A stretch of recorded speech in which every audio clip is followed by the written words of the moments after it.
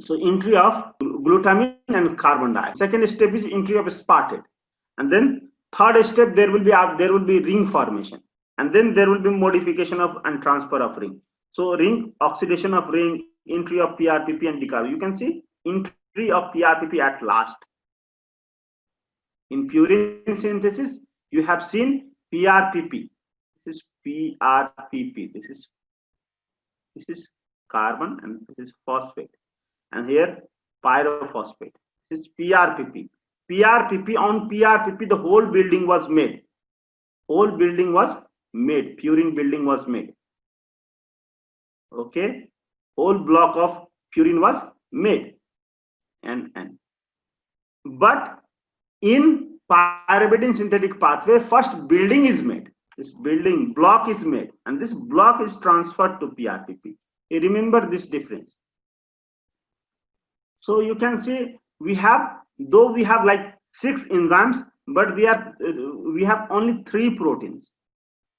3 proteins. 6 enzymes, but 3 proteins. I will tell you. So 3 proteins. First protein, you can see this first protein will have like 3 enzymes. First protein will have 3 enzymes. First enzyme is carbamyl phosphate synthase 2, CPS2. What is this? Then second enzyme? Second enzyme is your aspartate transcarbamylase. Can you see the similarity between this urea cycle and this? There was OTC, here is ATC. Can you see the difference? Similarity? Yes, sir. And difference as well. So this is CPS2 and this is ATC. So the urea cycle, many of the steps of urea cycle also, similar steps is present in purine synthetic pathway also. And then you can see pyrimidine synthetic also. So if you remember urea cycle and if you can correlate, it will help you a lot to memorize all these pathways. And then third enzyme will be what? This dihydroorotase, ring forming enzyme, dihydroorotase. So these 3 enzymes are part of same protein.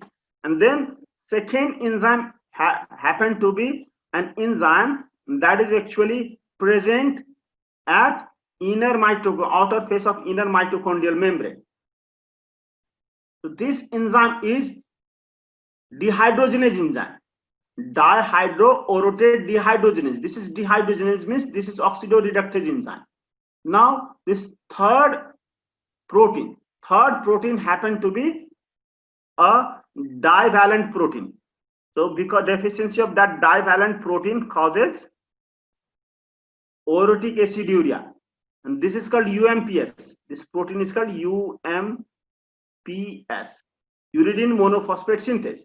So what is there? OP. So this is OPRT. What does means? PRT means phosphoribosyl transferase. You already know PRT means. PRT, HGPRT, APRT, same way OPRT, orotate phosphoribosyl transferase. So orotic acid is transferred on this PRPP, this enzyme that does that. And then you can see this OMP will be formed by this OMP decarboxylase, OMPD. So now what will happen is, so I will tell you. So what will happen? This 3 constituent bag. What is there in bag? Now you can see this is bicarbonate, A for aspartate, and then G for glutamate. This 3 component comes here through this enzyme. This will form a molecule called dihydroorotate, a ring compound. This is a ring compound. This is dihydroorotate. There will be carboxy group here. So this is dihydroorotate, and then this dihydroorotate comes here in inner mitochondria and comes out of the mitochondria and then cytosol. So what will happen? This dihydroorotate will convert into orotic acid. This orotic acid is nothing but double bond is inserted here. So double bond is inserted here, here carboxy group. So what does this do? This will transfer, ultimately what will form? This will form UMP. So this is how the reaction happens. First, this bag will go form this diadobe-orotate, and this will form this orotic acid, and orotic acid will form UMP. So you can, if you remember this, you can easily understand the concept of this synthesis. So you can see these three enzymes here. These three enzymes are there, and then this fourth enzyme, this is part of inner mitochondrial membrane, and you can easily remember these two enzymes. So 3 proteins and 6 enzymes are there. Now I will take you to tour of this synthesis. You can see this is carbamoyl phosphate is synthesized because of glutamine and this ATP and CO2, and this ATP is also required the same way you have seen in urea cycle. So this is carbamoyl phosphate. So this carbamoyl phosphate will associate with aspartate like this. So this is aspartate, after forming this aspartate, this will, third step is formation of ring by dihydroorotase. This ring formation, after this ring formation, there will be dehydrogenation, removal of hydrogen. Here will be removal of hydrogen, dehydrogenation, and then fourth step will be dehydrogenation. We will talk about dehydrogenation a little bit after we finish this. Now this fourth step you can see is this. So addition of this base after this formation of ring, and then you can see here. Here formation of this UMP after decarboxylation, formation of ring. Now these are the enzymes. The difference, this is very, very important. I will ask question from this CPS1 and CPS2, the difference between CP and CPS2.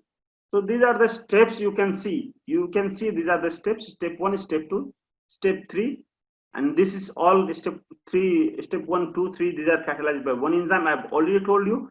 And this fourth is catalyzed by second protein. Actually, this is catalyzed. These three are same protein with 3 enzymes. This is catalyzed by the second protein, and this 2 reaction is catalyzed by third protein with 2 enzymes. Now, this second reaction, if you can see, there is no production of FADH2 or NADH. There is production of coenzyme Q2, and that means this reaction is directly linked to, because this enzyme is present. I have told you this enzyme is present where? In inner mitochondrial membrane. In inner mitochondrial membrane, this enzyme is present in inner mitochondrial membrane, dihydroorotate dehydrogenase. And this enzyme will transfer electron directly to, from this orotate, dihydroorotate, this transfer reaction in electron directly to coenzyme Q. And then the electron transport from this will happen from this directly from coenzyme Q. That is why you can see this coenzyme Q is converting into QH2. So remember this very important and very interesting step.